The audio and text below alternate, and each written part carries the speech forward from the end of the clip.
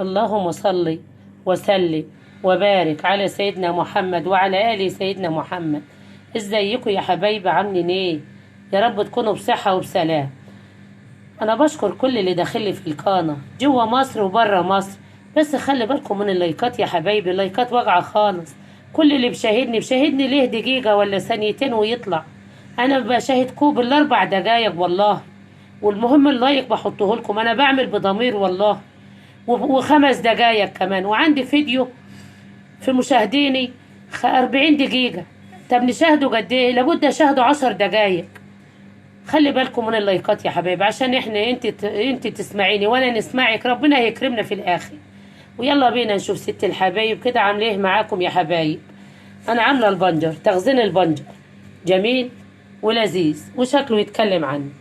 انا عاملاه مكعبات كده بعد ما غسلته وعملته، وهحطه في الفريزر.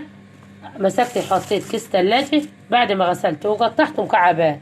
لو انا عبيته كده في كيسة واحدة هتلاقيه ماسك في بعضه. لا، انا هحطه في الفريزر يومين، وبعد اليومين هتلاقي الحتة من ديت مفرزة. هنحطه في كيسة واحدة، ناخد حباية للمخلل، ناخد حباية العصير، كل اللي تاخديه اللي تستعمليه تلاقيه لواحدة بوحدتي. بصوا يا حبايبي، بنجر جميل ازاي ولذيذ ازاي وصحي ومفيد. ويلا بينا نشوف الطريقة. اللهم صل وسلم وبارك على سيدنا محمد وعلى آل سيدنا محمد. ازيكم يا حبايبي، عاملين ايه؟ يا رب تكونوا بصحة وبسلام.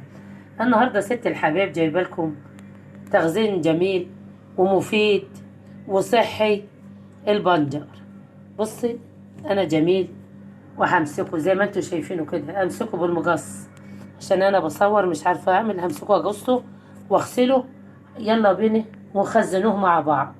مفيد للعصير، مفيد على السلطه، وجميل ليك ولعيالك. شويه فراوله، هتنزلي حته بنجرايه، حته مخلله. هو البيت ما يستغناش عنه. جميل يا حبايبي. وانا اغسله، اقطعه واغسله وانضفه، وهعبيه في واوريه لكم، اعبيه في اكياس كده عشان نخزنوه سوا.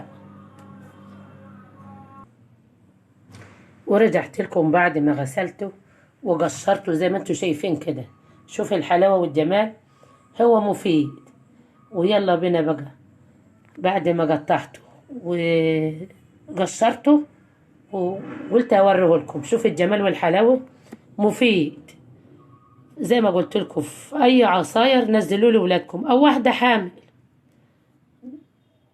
بتحطه على العصير، بدل ما بتاخد حاجات ابر مقويات، لا هي تاكل بنجر على طبق سلطة حلو وجميل.